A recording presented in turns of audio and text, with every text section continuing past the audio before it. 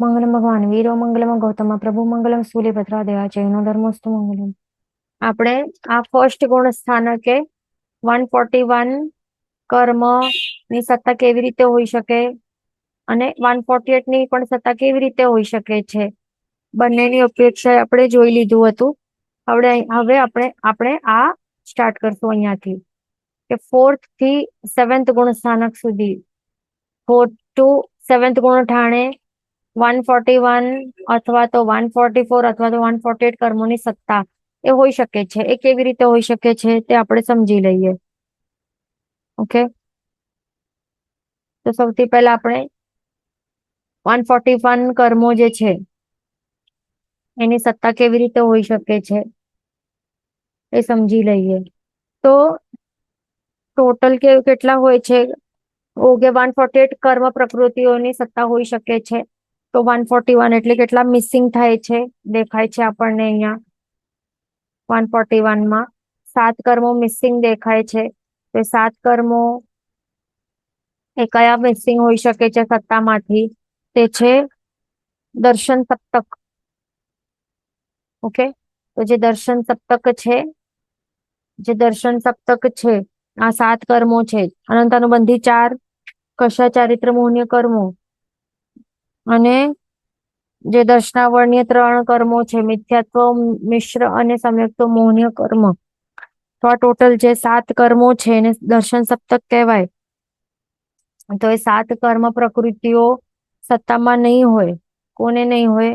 જે ક્ષાયિક સમકિતી જીવ હોય છે. આ ક્ષાયિક સમકિતી જીવને દર્શન સપ્તક નું સંપૂર્ણ ક્ષય કરી દીધેલું હોય છે. તો ત્યારે એને આ જીવના આત્મામાં એટલે આ જીવની જે સત્તા રહેલી હોય છે એમાં સત્તામાં કેટલા કર્મો રહેલા હોય છે? આ 141 એટલે 148 માઇનસ 7 એટલે 141 કર્મોની સત્તા રહેલી હોય છે. એ સમજી લીધું. હવે 144 કર્મોનું કેવી રીતે થઈ શકે છે? તો 144 કર્મ એટલે કેટલા ઓછા દેખાય છે? 148 માઇનસ કેટલા? 4 કર્મો ઓછા દેખાય છે અહીંયા આપણને. તો એ 4 કર્મો કયા ઓછા છે સત્તામાં? કોઈ ઉપશમ સમકિતી જીવ હોય છે એ પણ ગ્રંથિ ભેદજન્ય ઉપશમ સમ્યક્તો જે પ્રાપ્ત કરે ચોથા ગુણ સ્થાનક થી કરીને છઠ્ઠા ગુણ સ્થાનક સુધી, એને આહારક 4 કર્મો જે છે એના એ છોડીને ટોટલ 144 કર્મ પ્રકૃતિઓ સત્તામાં હોઈ શકે છે. ધ્યાન રાખવાનું. આવું ગ્રંથિ ભેદજન્ય ઉપશમ સમકિતી જીવ જે હોય છે તો એ હજી સુધી એને જે આહારક 4 કર્મો જે છે એને બાંધ્યા નથી. એટલા માટે એને સત્તામાં છે જ નહીં.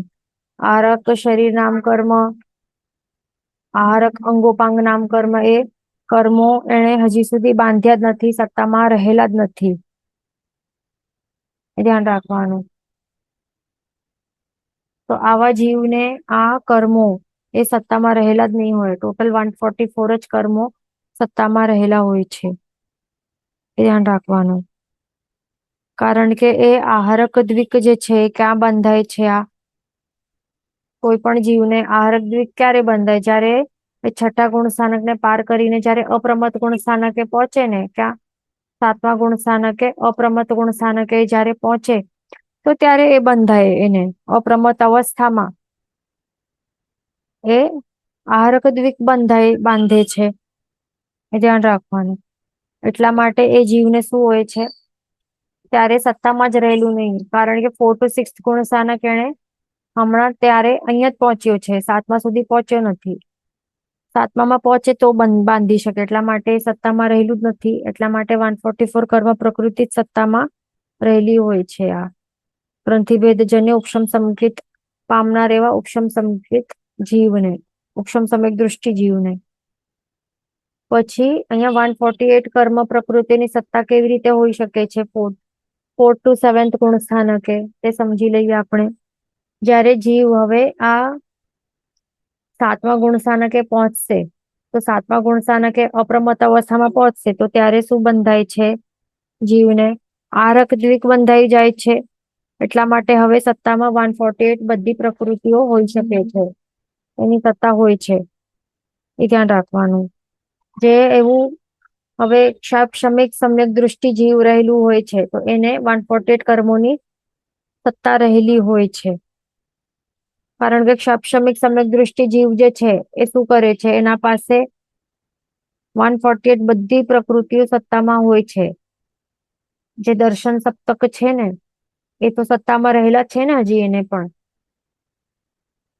ક્ષાપશમિક સમ્યક દૃષ્ટિ જે જીવ છે એને બાકી જે બધા કર્મો છે ને એને શું કરે છે, એનું ઉપશમન કરીને બેઠેલો છે ને. સત્તામાં તો રહેલા છે, માત્ર દબાવીને બેઠો છે. દર્શન સપ્તક માંથી જે બાકીના જે કર્મો છે એનું કોઈનું પણ ઉદય રહેલું નથી, પણ દબાવીને સત્તામાં પડેલા છે. માત્ર ઉદય કોનું છે, એક સંકિત મૌન્ય કર્મનું ઉદય રહેલું છે ને. એટલે મેન શું થાય છે, સત્તામાં તો એ પડેલા જ છે. જે દર્શન સપ્તક છે એ સાથે સાથે એ સત્તામાં પડેલા છે. એટલા માટે જે ક્ષાપશમિક સમ્યક સંકિત જીવ છે એને બધા 148 કર્મની પ્રકૃતિ ની સત્તા રહેલી હોય છે. આ એ ધ્યાન રાખવાનું. અહીંયા 4 to 7th ગુણ સ્થાનક એ ટોટલ અહીંયા આપણને બતાવ્યું છે કે ક્યાંથી ક્યાં કેટલી સત્તા હોય છે. ઓકે, તો પહેલા 4 to 6th ગુણ સ્થાનક જે છે તો ત્યારે 144 કર્મ પ્રકૃતિની સત્તા હોય છે, પણ જે જીવ જયારે 7મા ગુણ સ્થાનકે આવશે તો ત્યારે પછી 148 કર્મ પ્રકૃતિની સત્તા હોય છે. એટલે એવી રીતે સમજવાનું. ઓકે, આટલું આપણે સમજાઈ ગયું. હવે આપણે આગળ ચાલશું. 8માંથી 11મા ગુણ સ્થાનકે કેવી રીતે હોય છે, કેટલાની સત્તા હોય છે. અનંતાનુબંધી 4, તિર્યંચાયુ નરકાયુ વિના 142 ની સત્તા. આ બધું આપણે સમજી લઈએ. હવે એના માટે આપણને તો પહેલા ગાથા ગ્રહણ કરવી પડશે. ઓકે, 26th નંબરની ગાથા ગ્રહણ કરશું પહેલા આપણે. બધાને આ ગાથા સ્વીકારવાની છે એક સાથે. ગાથા નંબર 26. અપુવાઈ ચૌકે અણ તીરી નિરયાઉ વીણુ બિયાલ સયમ તમાઈ ચઉસુ સત્તઘ ખયમ્મી ઈગ ચત્ત સયમહવા. પાછો એક વખત આપણે સ્વીકારવાનું છે. પહેલા જોઈ લેવાનું કે અવગ્રહ ક્યાં ક્યાં છે આપણને તે એને પ્રોનાઉન્સિએશન નથી કરવાનું. અવગ્રહ અહીંયા અવગ્રહ છે અને બીજું અહીંયા પણ અવગ્રહ છે, તો એને આપણને પ્રોનાઉન્સિએશન નથી કરવાનું. એ ધ્યાન રાખવાનું. પાછો એક વખત ગાથા સ્વીકારશું. અપુવાઈ ચૌકે અણ તીરી નિરયાઉ વીણુ બિયાલ સયમ सम्माई चौसु सतग खयम्मी ईग चत्तसयम हवा. શબ્દાર્થ ગાથાર્થ જોઈ લઈએ આપણે. અપુવાઈ ચૌકે એટલે અપૂર્વકરણાદિક 4 ગુણ ઠાણે. ઓકે, એટલે કયા 4 ગુણ સ્થાનક છે? 8, 9, 10, 11. આ 4 ગુણ સ્થાનક. અપૂર્વકરણ આદિ પ્લસ એટલે એ આદિ એટલે ટોટલ 4 ગુણ સ્થાનક 8, 9, 10, 11. પછી અણ તીરી નિરયાઉ વીણુ એટલે કે અનંતાનુબંધીય તિર્યંચ. અણ એટલે કે અનંતાનુબંધી, પછી તીર્ય એટલે કે તિર્યંચ. નિરયાઉ એટલે નિરય એટલે કે નારકી ના, અને આવું એટલે કે આયુષ્ય, અને વીણુ એટલે કે વિના. પછી બિયાલ એટલે કે 42, 42, અને સંયમ એટલે કે 100 એટલે 142, 142. પછી સમાઈ ચૌસુ. સમાઈ એટલે કે સમ્યક્ત્વ આદિ. ચૌસુ એટલે કે 4 ગુણ ઠાણે, એટલે સમ્યક્ત્વ આદિ 4 ગુણ સ્થાનક. એટલે સમ્યક્ત્વ કયો ગુણ સ્થાનક છે? ચોથો. તો ચોથો આદિ 4 એટલે 4, 5, 6, 7. આ 4 ગુણ સ્થાનક. પછી આગળ શું છે? સત્તઘ એટલે કે 7 નો, અને ખયમ્મી એટલે કે ક્ષય થાય. પછી ઈગ ચત્ત અને સંયમ. ઈઘ ચત્ત એટલે કે 41, 41. ઈઘ એટલે કે 41 41 અને સંયમ એટલે કે 100. ઈઘ એટલે કે 1, ચત્ત એટલે કે 40, 1 ચત્ત એટલે કે 41 અને ટોટલ 141 એટલે 141. અહવા એટલે કે અથવા. કે શબ્દાર્થ સમજી લીધું, હવે ગાથાર્થ સમજી લઈ. ગાથાર્થમાં શું બતાવે છે અહીંયા? અપૂર્વ કરણાદિક 4 ગુણ સ્થાનકોમાં અનંતાનુબંધીય તિર્યગાયુ નરકાયુ વિના 142 સપ્તકનો ક્ષય થયો હોય તો અવિરત સમ્યક દૃષ્ટિ વગેરે 4 ગુણ સ્થાનકોમાં 141 અથવા. હવે કન્ટિન્યુ થશે. 27મી ગાથા છે ને એમાં કન્ટિન્યુ થશે, તો એ પછી આપણે જોઈ લઈશું. ઓકે, પહેલા આપણે આટલું સમજી લઈએ. હવે શું કહે છે અહીંયા આપણને? સૌથી પહેલા તો તથા જેણે અનંતાનુબંધિયા 4 ક્ષય કર્યા છે, દેવાયુ બાંધ્યું છે, મનુષ્યાયુ વેદે છે અને ઉપશમ શ્રેણીએ ચડે છે, તેને અપૂર્વાધિક 8, 9, 10, 11 એ 4 ગુણ ટાણે શું હોય છે? અનંતાનુબંધી 4, તિર્યગાયુ 1, નરકાયુ 1. આ બધું શું છે એ આપણે ટેબલમાં આપણે સમજી લઈએ, ઇઝીલી સમજાશે. આ 6 વિના 142 ની સત્તા હોય છે, એટલે 142 જે છે એની સત્તા હોય છે. એ આપણે સમજી લઈએ કેવી રીતે શું છે. તો અહીંયા 8 માંથી 11માં ગુણ સ્થાનકે શું કહે છે? અનંતાનુબંધી 4, તિર્યંચાયુ નરકાયુ વિના 142 ની સત્તા હોય છે. એ કેવી રીતે શું છે તે આપણે સમજી લઈએ. સૌથી પહેલા તો આપણે એ સમજી લઈએ કે જે નરકાયુ અને તિર્યંચાયુ જે છે એ શા માટે એ વિના છે, એ આ બંને શા માટે નથી? ટોટલ 142 ની સત્તા પહેલા તો અહીંયા બતાવે છે. ઓકે, પહેલા તો ટોટલ કેટલા હોય? 148 હોય. અહીંયા 142 બતાવે છે, એટલે કેટલા મિસિંગ છે? 6 મિસિંગ છે ને, એટલે 142 અહીંયા કહે છે. 142 ની સત્તા હોઈ શકે છે 8 માંથી 11માં ગુણ સ્થાનકે. તો 6 કર્મો કયા મિસિંગ બતાવે છે? આ અનંતાનુબંધી 4. આ 4 કશાયો, કશા ચારિત્ર મોહની કર્મો, એક તિર્યંચ આયુષ્ય કર્મ અને એક નરક આયુષ્ય કર્મ, એટલે 4, 5, 6 ટોટલ આ 6 કર્મો છે. આ 6 કર્મો વિના ટોટલ 142 કર્મોની સત્તા હોઈ શકે છે જીવને. તો એ અહીંયા બતાવે છે. એ કેવી રીતે એ આપણે પહેલા તો સમજી લઈએ. ઓકે, હવે એક જીવ છે જે ક્ષાપશમિક સમ્યક દૃષ્ટિ મનુષ્ય છે. ઓકે, કેવો જીવ છે? ક્ષાપશમિક સમકિતિ જીવ છે. તો ક્ષાપશમિક સમ્યક દૃષ્ટિ જીવ જે છે એવા જીવે આ નરક આયુષ્ય કર્મ છે આ એ બાંધ્યું નથી, અને તિર્યંચ આયુષ્ય કર્મ પણ બાંધ્યું નથી. તો આવા જીવ જેણે આ બંને કર્મો બાંધ્યા નહીં હોય તો એ જ એવું જીવ આગળ ચડી શકે ને, તે આપણને ખ્યાલ છે ને. આ તિર્યંચ આયુષ્ય કર્મ કે નરક આયુષ્ય કર્મનું બંધ થઈ ગયેલું હોય તો શું એ શ્રેણીનું મંડાણ કરી શકે? શ્રેણી એટલે અહીંયાથી સ્ટાર્ટ થાય છે ને. આ 8માં ઓનવર્ડ શ્રેણી સ્ટાર્ટ થાય છે, એ તો આપણને બધાને ખ્યાલ છે. તો ક્ષાપશમિક સમકિતિ જીવ ક્યાંથી ક્યાં આવે? 4 to 7th હોય ને.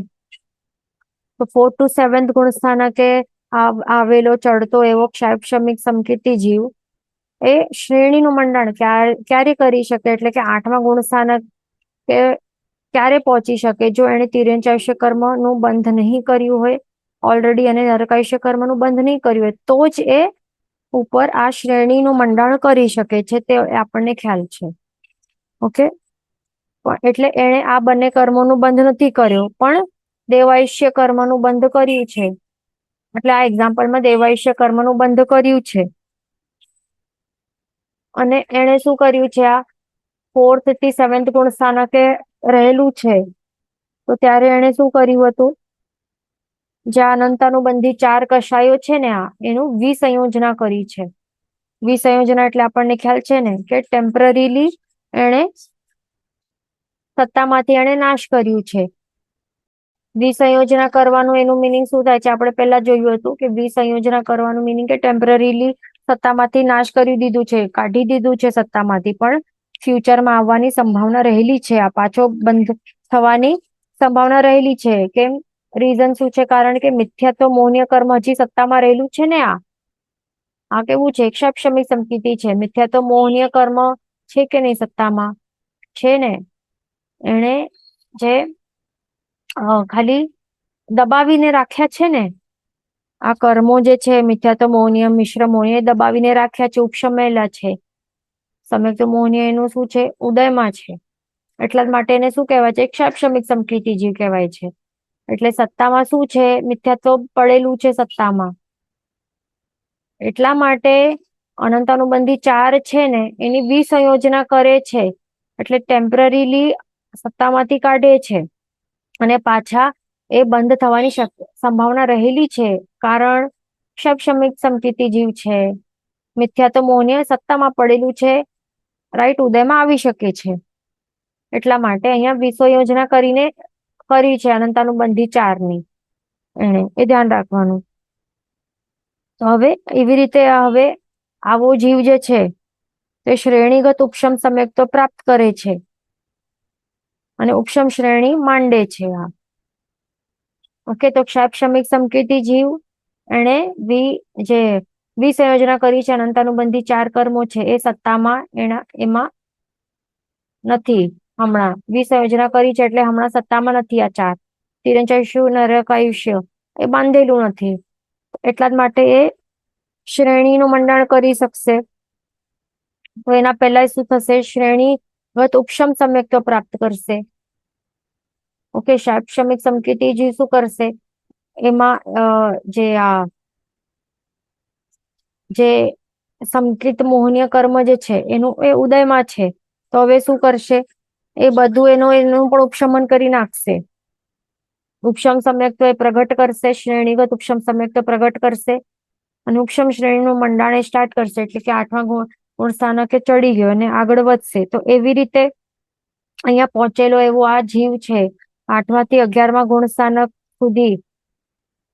આજે 6 કર્મ પ્રકૃતિ નથી. એ આપણે પહેલા જોઈ લીધું હમણાં કે આ 6 કર્મ પ્રકૃતિઓ રહેલી નથી એના સત્તામાં, રાઈટ. એટલે 148 - 6 થઈને 142 કર્મ પ્રકૃતિઓ સત્તામાં હાજર રહેલી છે. એ ધ્યાન રાખવાનું. સત્તા રહેલી છે 142 કર્મોની. કે આટલું ક્લિયર થઈ ગયું આપણું. અને ગાથા મુજબ જે છે મેક્સિમમ પોસિબલ જે કર્મ સત્તામાં હોઈ શકે છે એ કેટલા હોય છે? 148 હોય છે. ઓઘે એ આપણને ખ્યાલ છે. એ પણ ક્યાં હોઈ શકે છે? 8મે થી 11મા ગુણ સ્થાનકે 142 કર્મોની સત્તા એ મેક્સિમમ હોઈ શકે છે. એ ગાથામાં હમણાં જ આપણે જોયું ને. જોઈ લઈએ ગાથામાં શું જોયું પાછું, તો હજી ખ્યાલ આવશે. હજી સરસ રીતે ક્લિયર થઈ જશે.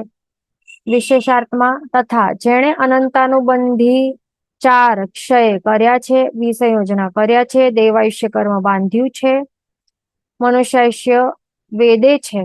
એટલે એનું એ ઉદય ચાલુ છે ને. વેદે છે એટલે કે શું? મનુષ્યાયુષ્ય કર્મ નું વેદન ચાલુ છે એટલે કે ભોગવી રહ્યો છે. ભોગવે છે શા માટે? કારણ કે ઉદયમાં છે. કારણ કે મનુષ્યાયુષ્ય કર્મ મનુષ્ય તરીકે રહેલું છે આવો જીવ.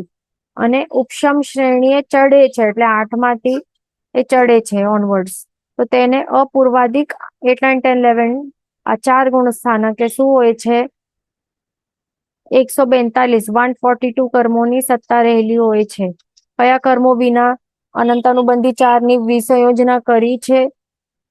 તિરંચાઈનું બંધ કર્યો જ નથી. નરકાયુષ્ય કરવાનું બંધ નથી કર્યો. એટલે એ 6 વિના 142 કર્મોની સત્તા રહેલી હોય છે. એ ધ્યાન રાખવાનું. તો આવો જે જીવ છે તો એ દેવાયુષ્ય કર્મનું બંધ કર્યું છે. એટલે હવે આવતા ભાવમાં એ ક્યાં જશે? દેવગતિ નો જનાર જાણો. એટલે દેવગતિ મૃત્યુ પ્રાપ્ત કરીને દેવગતિમાં જશે. દેવ બનશે આગળ. એ મોહનીયની 24 પ્રકૃતિની સત્તાવાળો ઉપશમ સંકેતી દેવગતિનો જનાર જાણવો.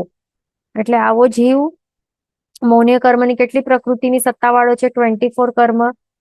28 હોય ને ટોટલ. કેટલી હોય મોહનીય કર્મોની? ટોટલ 28 પ્રકૃતિ હોય.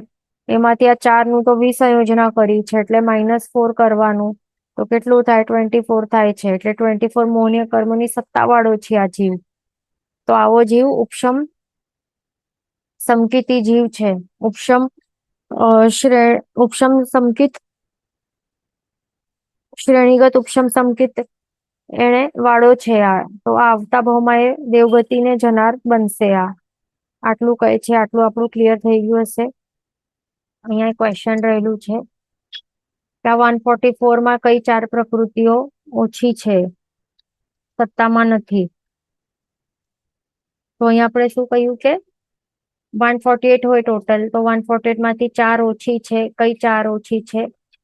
તો આહારક ચતુષ્ક, આહારક 4, આહારક ચતુષ્ક. તો 4 માં કયા કયા આવે? આહારક ચતુષ્કમાં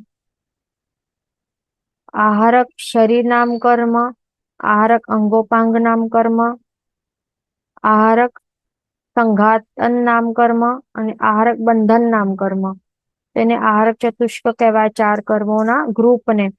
તો આ 4 કર્મો જે છે, જે 4 કર્મો છે એ રહેલા સત્તામાં રહેલા નથી, કારણ કે એ જીવ આ કેવું છે? આ કઈ અપેક્ષાએ આપણે આ સમજ્યું છે 144 કર્મ પ્રકૃતિઓ ગ્રંથિ ભેદજન્ય ઉપશમ સમ્યક્ત્વ પ્રાપ્ત કરે છે.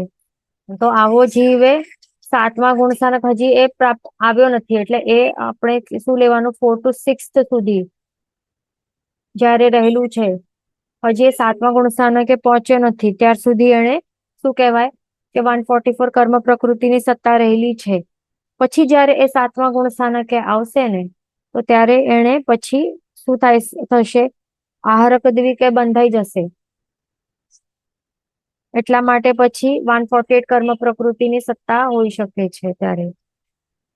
અને અહીંયા એ ધ્યાન રાખવાનું કે અહીંયા શું છે કે આહારક ચતુષ્ક છે. આહારક ચતુષ્ક અહીંયા સત્તામાં આપણે શું જોયું કે આહારક ચતુષ્ક છે એને આહારક ચતુષ્ક 4 to 6 ગુણસ્થાનકે એને સત્તામાં રહેલા નથી, બરાબર? અને અહીંયા સત્તામાં જે આહારક ચતુષ્કની વાત આપણે જયારે કરતા હોઈએ છીએ, તો ત્યારે આપણને કન્ફ્યુઝન થઈ શકે છે કે બંધ અને ઉદયમાં તો આહારક દ્વિક આપણે જોઈ રહ્યા હતા, એ વાત કરતા હતા ને હમણાં. આહારક દ્વિક આવે છે કે 7મે શું થાય છે? આહારક દ્વિક બંધાય છે. આપણને ખ્યાલ છે ને આટલું? તો પછી કન્ફ્યુઝન થઈ શકે છે કે અરે આહારક દ્વિક ભણ્યું છે, તો હવે આહારક ચતુષ્ક ક્યાંથી આવી ગયું અહીંયા? તો એના માટે આપણને યાદ રાખવાનું છે આ કે જે બંધ અને ઉદય બંને જે છે ને, તો જયારે આપણે જોઈ રહ્યા હતા, તો ત્યારે બંધ અને સંઘાતન, આ બંધન નામ કર્મ જે છે અને સંઘાતન નામ કર્મ છે, આપણે ક્યાં ગણ્યા હતા? બંધ વિધિમાં. બંધન વિધિમાં આપણે કેટલા હોય થાય છે કર્મ પ્રકૃતિ? ઓઘે 120 હોય છે ને બંધ વિધિમાં, તો ત્યારે આટલા ઓછા હોય છે. અને અહીંયા સત્તા વિધિમાં કેટલા? 148 દેખાય છે ઓઘે? દેખાય છે ને કેટલા ઓછા છે આ? તો અહીંયા આ સંઘાતન અને બંધન નામ કર્મ તો આપણે શરીર નામ કર્મ છે, તો એમાં જ આપણે સમજી લીધું હતું, એમાં જ કાઉન્ટિંગ કરી દીધું હતું ને, અલગથી કાઉન્ટિંગ કર્યું નહીં હતું. એટલા માટે બંધ થાય છે નથી થતું એવું આપણે ભણ્યું જ નહીં ને, કે આહારક ચતુષ્ક આવું શબ્દ આવ્યું જ નહીં હતું. આહારક દ્વિક જ આપણે ભણ્યું હતું બંધ વિધિમાં. અને ઉદય વિધિમાં પણ આપણે એ જ ભણ્યું ને. ઉદય ઉદીર્ણા કેટલા હોય? તો 122 કર્મ પ્રકૃતિ હોય ઉદય ઉદીર્ણા વિધિમાં પણ. ઉદય અને ઉદીર્ણા વિધિમાં પણ 122 કર્મ પ્રકૃતિ આપણે ભણી ને. તો એમાં પણ આહારક ચતુષ્ક સાંભળ્યું હતું, આપણે નહીં ભણ્યું. આહારક દ્વિક હતું, કારણ કે આહારક ચતુષ્કમાં સંઘાતન અને બંધન નામ કર્મ પણ હોય.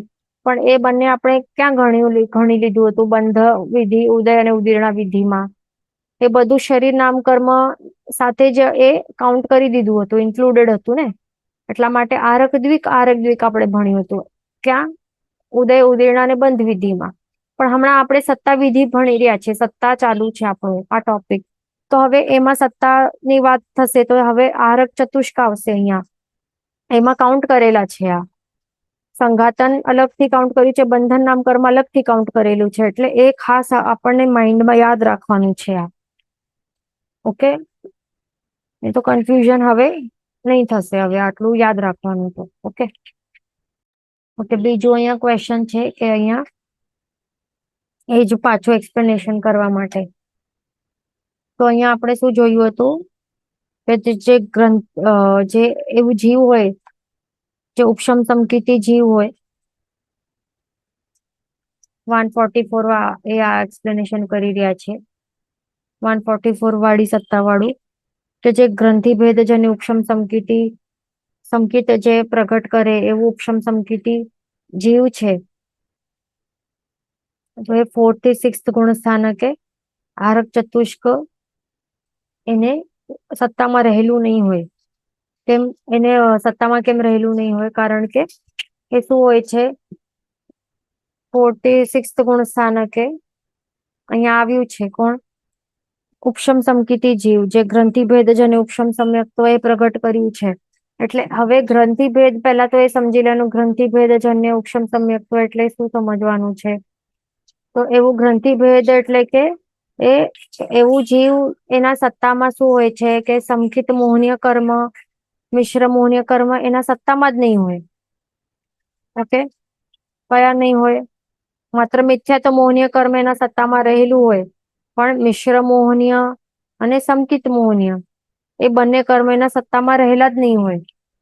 તો આવો જીવ જે હવે શું કરશે એ સમકિત પ્રાપ્ત કરવું હોય એ જીવને જો તો પછી જે પણ ઉપશમ સમ્યક તો એ પામશે.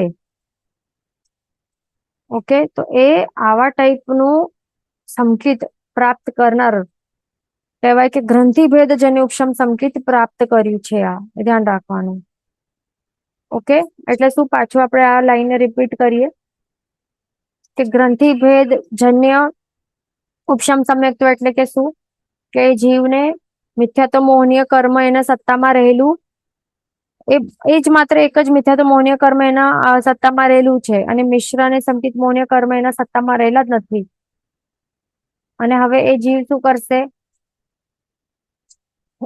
ઉપશમ કોઈ પણ હવે આટલા જે સમ્યક્ત્વના ટાઈપ્સ છે તો એમાંથી એ માત્ર ઉપશમ સમ્યક્ત્વ જ એ જ પ્રગટ કરી શકશે. બીજા કોઈ ટાઈપના સમ્યક્ત્વ એ પ્રગટ નહીં કરી શકશે. એ ધ્યાન રાખવાનું.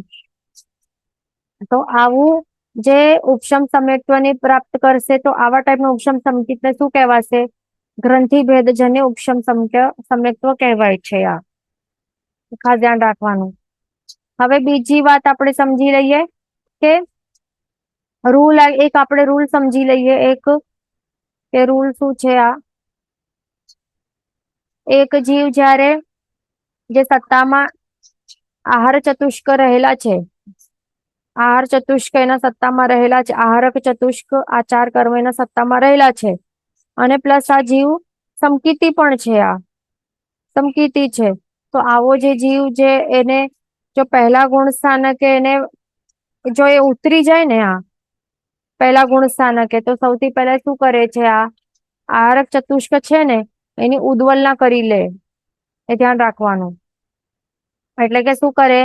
આ સત્તામાંથી એને નાશ કરશે. આ આહારક ચતુષ્ક સૌથી પહેલા સત્તામાંથી નાશ કરશે અને એના બાદ જે સમ્યક્ત્વ છે જે સમકિત છે એની ઉદ્વલના પૂરી થઈ જશે એની. એટલે પહેલા ગુણ સ્થાનકે ઉતરીને પહેલા શું કરશે? આહારક ચતુષ્કની ઉદ્વલના કરશે એટલે કે સત્તામાંથી કાઢી નાખશે અને પછી સમ્યક્ત્વ જે છે જે સમકિત છે એની પણ ઉદ્વલના કરશે. આ જે આહારક ચતુષ્ક જે છે આહારક ચતુષ્ક અને સમ્યક્ત્વ મોહનીય કર્મ છે એ બધાની જે ઉદ્વલના છે એ બધી એ સાથે થઈ અને મિશ્ર મોહનીય પણ એની પણ ઉદ્વલના એ સાથે કરશે.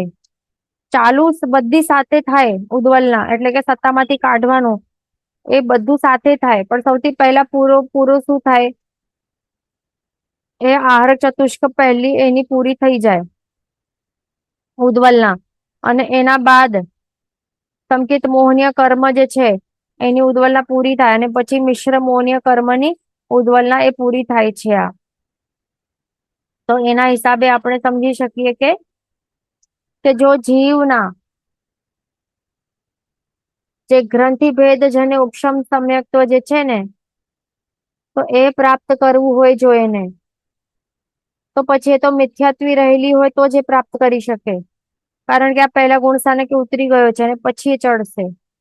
અને જો એ હજી સમ્યક તો મોહનીય કર્મ જે કર્મ છે, સંકિત મોહનીય અને મિશ્ર મોહનીય કર્મ જે છે, આ બંને એ બંને જો સત્તામાં પડેલા હોય ને અને એને સમ્યક તો પ્રાપ્ત કરવું હોય તો પછી એ ઉપશમ સમ્યક તો થોડી પ્રાપ્ત કરી શકે, એ તો ક્ષપશમ સમ્યક તો પ્રાપ્ત કરશે. એટલે જો એને ગ્રંથિ ભેદજન્ય ઉપશમ સમ્યક તો પ્રાપ્ત કર્યો એ કહેવાય, એ જો એ કહેવાય ને તો પછી એનું મિનિંગ શું હોય છે? એનું મિનિંગ એ હોય છે કે સત્તા, એની જે સત્તા છે એ સત્તામાં સમ્યક તો મોહનીય કર્મ જ નથી, એ મિશ્ર મોહનીય કર્મ પણ નથી, માત્ર મિથ્યા તો મોહનીય કર્મ જ છે એની સત્તામાં. અને આપણે પહેલા શું જોયું કે સંકેત મોહનીયની ઉદ્વલના પહેલા જ એ આહારક ચતુષ્ક છે એની ઉદ્વલના પહેલા જ પૂરી થઈ જાય છે. તો એના હિસાબે આપણે સમજી શકીએ છીએ, એના હિસાબે કન્ક્લુડ કરી શકીએ છીએ કે ગ્રંથિ ભેદ જન ઉપશમ સમકીતી જીવ છે ને આ, તો એની જે સત્તામાં જે આહારક ચતુષ્ક છે ને આ, એની સત્તામાં હોઈ જ નહીં શકે, આ પોસિબલ જ નથી. આ એ ધ્યાન રાખવાનું, કારણ કે એ સમ્યક તો મોહનીય જે પુંજ છે હમણાં જે એ બનાવી રહ્યો છે આ, અને પછી આગળ ચાલતા ચાલતા પછી આગળ જો એના એવા જે અધ્યવસાયો એ વિશુદ્ધિને પ્રાપ્ત કરશે, અપ્રમત અવસ્થા જો આવશે અને જો સાતમા ગુણ સ્થાનકે આવશે ને તો પછી એ આહારક ચતુષ્ક જે છે એની એ સત્તા આવી શકશે, એટલે એ બંધ પછી ત્યારે થઈ શકશે.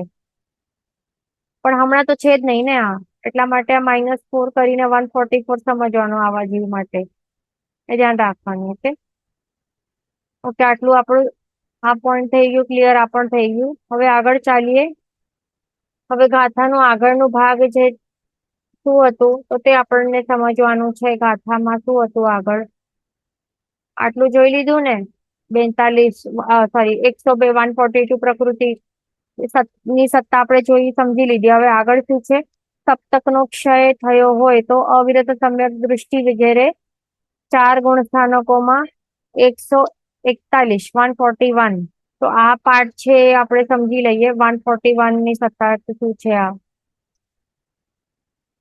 4 થી 7 ગુણ સ્થાનકે દર્શન સપ્તક વિના 141 ની સત્તા, આ સમજી લઈએ આપણે શું છે, કેવી રીતે પોસિબલ છે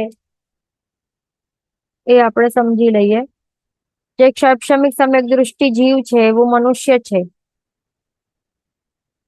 4 થી 7 ગુણ સ્થાનકે રહેલો એવું શૈક્ષણિક સમકીર્તિ જીવ છે.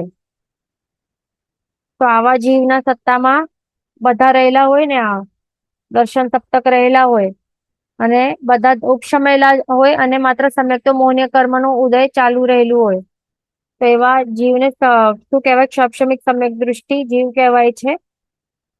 હવે આ જીવ શું કરે છે? આગળ ચાલતા ચાલતા શું કરે છે? દર્શન સપ્તક નો ક્ષય કરશે. જે દર્શન સપ્તક છે ને, આ દર્શન સપ્તક નું ક્ષય કરશે અને શું બનશે? દર્શન સપ્તક નો ક્ષય કરશે તો પછી એ શું બનશે? ક્ષયક સમકીર્તિ બનશે. આ ક્ષયક સમકીર્તિ બની જશે. તો હવે એ જીવના સત્તામાં શું હોય છે? આ દર્શન સપ્તક એટલે 7 - થઈ ગયા, એટલે કે 148 -7 કેટલા? 141 કર્મ પ્રકૃતિ સત્તામાં આવી ગયા ને, એ સમજવાનું છે આપણને. ઓકે, તો એવી રીતે દર્શન સપ્તક વિના 141 કર્મોની સત્તા કેવી રીતે હોઈ શકે છે 4 to 7 ગુણ સ્થાનકે? તો તે અહીંયા આપણને સમજાવ્યું કે આવી રીતે થઈ શકે છે. તો ગાથામાં આટલું અહીંયા બતાવે છે. આટલા સુધી આપણે સમજી લીધું. અહીંયા જે શૈક્ષણિક સમકીર્તિ જીવ છે જે છે ને, તો એ 4 to 7 ગુણ સ્થાનકે પહોંચેલું છે. આગળ ચાલીને દર્શન સપ્તક નું ક્ષય કરશે અને 148 માંથી કેટલા 7 કર્મો ને સત્તામાંથી કાઢી નાખશે અને 141 ની સત્તા એની બનશે. જયારે એ ક્ષયિક સમકીર્તિ બની જશે ત્યારે ધ્યાન રાખવાનું. પણ હવે જે શાયિક સમકીતી મનુષ્ય હોય, જો એને પહેલા જ વૈમાનિક દેવનું આયુષ્ય એને બાંધી દીધું છે, વૈમાનિક દેવનું આયુષ્ય એને જો બાંધી દીધું છે પહેલા જ, તો પછી એ કઈ શ્રેણીનું મંડાણ કરશે આગળ ચાલીને? શ્રેણી એટલે કે 8મા ગુણસ્થાનક એટલે શ્રેણી ને. તો કઈ શ્રેણીનું મંડાણ કરે? આયુષ્યનું કર્મ બંધ થઈ ગયેલું હોય તો પછી એ ઉપશમ શ્રેણીનું મંડાણ કરશે. આ ઉપશમ શ્રેણીનું મંડાણ કરે છે ત્યારે 8માંથી 11મા ગુણસ્થાનકે એ પહોંચે છે, ત્યારે સત્તામાં કેટલું હોય છે એને કર્મો? ત્યારે એને અહીંયા દેખાય છે 8માંથી 11મા ગુણસ્થાનકે એને 139 કર્મોની કર્મ પ્રકૃતિઓની સત્તા રહેલી હોય છે. આ તો એમાં કયા કયા ઓછા દેખાય છે? અહીંયા 148 માંથી 139 એટલે કેટલા ઓછા દેખાય છે? અહીંયા આપણને 9 ઓછા દેખાય છે. તો 9 કર્મો કયા ઓછા છે? એક તો અહીંયા શાયિક સમકીતી બની ગયું છે ને, એટલે દર્શન સપ્તકે 7 તો ઓછા જ છે. હજી બીજા 2 કયા ઓછા છે કર્મો? તો એ છે નરક આયુષ્ય અને તિર્યંચ આયુષ્ય કર્મો. એ પણ સત્તામાં નથી ને ઓબ્વિયસલી, કારણ કે દેવાયુષ્ય નું બંધ કરી દીધું છે જીવે. એટલે તિરંચાયુ અને નરકાયુષ્ય આટલા બધા થોડી આયુષ્ય કર્મ સત્તામાં રહેલા હોય. જે ઓનગોઈંગ હોય આયુષ્ય કર્મ ઉદયમાં ચાલી રહેલું હોય અને આવતા કર્મ આવતા ભાવનું જે બાંધેલું હોય, એ બે જ એક સાથે સત્તામાં હોઈ શકે. એનાથી વધારે તો સત્તામાં આયુષ્ય કર્મો નહીં હોઈ શકે ને. એટલા માટે ધ્યાન રાખવાનું કે 2 કયા ઓછા છે? તિર્યંચ આયુષ્ય અને નરક આયુષ્ય. આ 2 કર્મો ઓછા છે એટલે ટોટલ થાય છે 9. એટલે 139 કર્મોની સત્તા રહેલી હોય છે આવા જીવને. એ ધ્યાન રાખવાનું. અને જે ક્ષાયિક સમકીતી મનુષ્ય જો પરભવનું આયુષ્ય કર્મ એને બાંધ્યું જ નથી હોય, સમજો ને પરભવનું આયુષ્ય એને બાંધ્યું જ નહીં હોય, અને જીન નામ કર્મનું નિકાચના પણ નહીં કરી હોય, તો એ અવશ્ય ક્ષપક શ્રેણીનું મંડાણ કરે છે આ જીવ. અને ક્ષપક શ્રેણીનું મંડાણ કરીને એ જ ભાવમાં મોક્ષની અવસ્થાની પ્રાપ્તિ કરી લે છે, જો પરભાવનું આયુષ્ય એને બાંધી નહીં હોય તો. અને જીન નામ કર્મ પણ નિકાચિત નહીં કર્યું હોય, જો કરેલું હોય તો પછી હજી ભાવ કરવા પડે ને, હજી 2 ભાવ બાકી રહેલા હોય પછી. તો આવો જીવ પછી શું કરે? જીન નામ કર્મનું પણ નિકાચના નહીં હોય અને આવતા પરભાવનું આયુષ્ય કર્મ પણ એ બંધ નહીં કર્યું હોય, તો એ જ ભાવમાં ક્ષપક શ્રેણીનું મંડાણ કરે, ઉપશમ શ્રેણીનું મંડાણ નહીં કરે પછી. અને મોક્ષની અવસ્થાની પ્રાપ્તિ એક અંતર મુહૂર્તમાં શું બની જાય છે? કેવલી બની જાય છે. અને પછી આયુષ્ય હોય એટલું જીવીને પછી મોક્ષની સિદ્ધ બની જાય. એ ધ્યાન રાખવાનું. હવે ગાથા મુજબ આપણે શું જોયું કે 8મા ગુણસ્થાનકે શું હોય છે? 8માંથી 11મા ગુણસ્થાનકે જીવને 142 કર્મ પ્રકૃતિની સત્તા એ કેવી રીતે હોઈ શકે છે? જે અહીંયા આપણે જોઈને તે જ કેવી રીતે હોઈ શકે છે તે જોઈ, અને 139 કર્મોની સત્તા પણ કેવી રીતે હોઈ શકે છે તે પણ આપણે જોઈ લીધું. હવે અહીંયા બાકી શું રહે છે? 146 કર્મોની સત્તા કેવી રીતે રહે છે? અહીંયા કેટલા ઓછા દેખાય છે? 148 માંથી 2 ઓછા દેખાય છે. તો 2 કર્મો કયા ઓછા છે? અહીંયા આ તિર્યંચ આયુષ્ય કર્મ અને નરક આયુષ્ય કર્મ. આ બંને તિર્યંચ આયુષ્ય કર્મ અને નરક આયુષ્ય કર્મની સત્તા રહેલી નથી. આ 2 કર્મો રહેલા નથી. તો એ કયા સિચ્યુએશનમાં બતાવે છે 146 ની સત્તા? જ્યારે એ અનંતાનુબંધી 4 કર્મો જે છે તો એ મતાંતરે અહીંયા બતાવે છે. આ મતાંતર રહેલું છે એનું. એટલે કેટલાક મતાંતર એટલે કે કેટલાક આચાર્ય ભગવંત, એટલે આ 146 નો અહીંયા પોઈન્ટ શું છે? અહીંયા મતાંતર જાણવું. મતાંતરમાં કેટલાક આચાર્ય ભગવંત એમના મતે શું કહે છે? તેઓ એક શૈક્ષણિક સમકીતી જીવ એ અનંતાનુબંધી 4 છે ને, એ કેટલાક શું કહેતા હોય? આપણે પહેલા પણ જોયું હતું કે કોઈ કહેતા હોય કે વિસંયોજના કરે છે. એ પ્રસિદ્ધ મત છે. આ પ્રસિદ્ધ મત શું કહે છે? કે અનંતાનુબંધી 4 કર્મો જે છે એની જીવ વિસંયોજના કરે છે. ક્યારે કરે છે? જ્યારે ઉપશમ શ્રેણી નું મંડાણ કરે છે ને તો અનંતાનુબંધી 4 ની વિસંયોજના કરે છે. આ પ્રસિદ્ધ મત છે. આ પણ મતાંતરે કેટલાક આચાર્ય ભગવંતોના મતે શું તેઓ કહે છે કે અનંતાનુબંધી 4 ની વિસંયોજના નથી કરતા, પણ ઉપશમના કરે છે. એટલે ઉપશમના એની માત્ર ઉપશમના કરીને પણ જીવ ઉપશમ શ્રેણીનું મંડાણ કરી શકે છે. એટલે દેટ મીન્સ વિસંયોજના નથી કરી, દેટ મીન્સ અનંતાનુબંધી 4 હજી સત્તામાં રહેલા છે ને, એટલે આ 4 રહેલા છે અને એને ઉપશમ શ્રેણીની એ ઉપશમ શ્રેણીનું મંડાણ કરી શકે છે. માત્ર અનંતાનુબંધી 4 ની ઉપશમના કરીને પણ એ ઉપશમ શ્રેણીનું મંડાણ કરી શકે છે.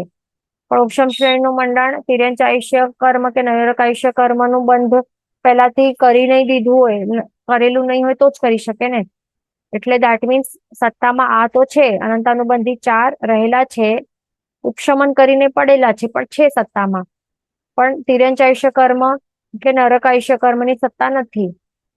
એટલા માટે માત્ર આ 2 કર્મો જ રહેલા નથી. એટલા માટે 146 એવી રીતે એની સત્તા હોઈ શકે છે 8 માંથી 11માં ગુણ સ્થાનકે. એ આપણે હમણાં જોયું. હવે નેક્સ્ટ પોઈન્ટ આપણને શું જોવાનું છે? આગળની ગાથા જોવી પડશે આગળનું સમજવા માટે. ગાથા નંબર અહીંયા જે કન્ટિન્યુએશન છે તે આપણે સમજવાનું છે. અહીંયા એ શ્રેણી વિના ક્ષયિક સમસ્થિતિને જાણવી. અહીંયા શું કહે છે? ક્ષપક શ્રેણીને આશ્રયને 9માના પહેલા ભાગ સુધી બીજો વિકલ્પ તે હવે બતાવશે. એટલે એક પર્સપેક્ટિવ તો અહીંયા એક આપણે તો સમજ્યા. અહીંયા 141 ની સત્તા કેવી રીતે હોય છે તો એ તો આપણે એક વસ્તુ સમજ્યા. હવે બીજો વિકલ્પ પણ બતાડશે તો તે આગળની ગાથામાં સમજાશે આપણને શું બીજો વિકલ્પ બતાવે છે. તો એના માટે 27મી ગાથા આપણને ગ્રહણ કરવી પડશે. આ બધાને સાથે કહેવાનું છે. ખવગમ તું પપ્પ ચૌસુ વી પણ યાલમ નિરય તીરી સુરાઉ વીણા સત્તઘ વીણુ અડતીસમ ઝા અનિઅટ્ટી પઢમ ભાગો. પાછો એક વખત. ખવગમતુ પપ્પ ચૌસુ વિપણ યાલમ નિરય તીરી સુરાઉ વીણા સત્તગ વીણુ અડતીસમ ઝા અનિઅટ્ટી પઢમ ભાગો. શબ્દાર્થ જોઈ લઈએ. શબ્દાર્થ શું છે? તું એટલે કે અને, ખવગમ એટલે કે ક્ષપક શ્રેણીને, પપ્પ એટલે કે આશ્રયને, ચૌસુવી એટલે કે એ 4 ગુણ ઠાણે, પણ યાલમ એટલે કે 145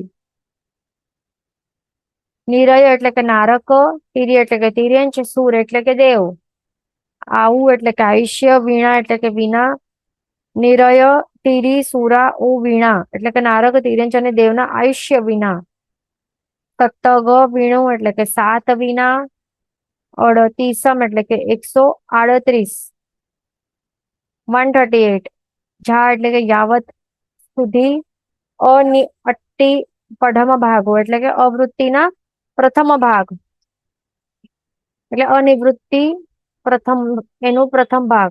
ગાથાર્થ સમજી લઈએ.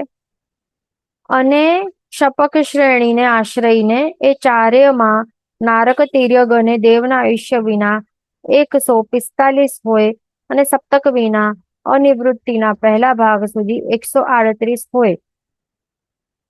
હવે આ ક્ષપક શ્રેણીને આશ્રયને હવે અહીંયા બતાડશે. આ શું કહે છે? અહીંયા આપણો સમય પૂરો થવા આવી છે. હવે સ્ટાર્ટ કરશું તો 1 મિનિટ જ બાકી છે, તો રહી જશે અડધું. તો એના કરતા આપણે નેક્સ્ટ ક્લાસમાં એનું જે વિશેષાર્થ છે તો નેક્સ્ટ ક્લાસમાં આપણે કન્ટિન્યુ કરશું. જીન વચન વિરુદ્ધ બોલાયું હોય તો મિચ્છામિ દુક્કડમ સર્વમંગલ માંગલ્યમ સર્વ કલ્યાણ કારણમ પ્રદાનમ સર્વધર્માણમ જૈનમ જયતિ શાસનમ પ્રણામ.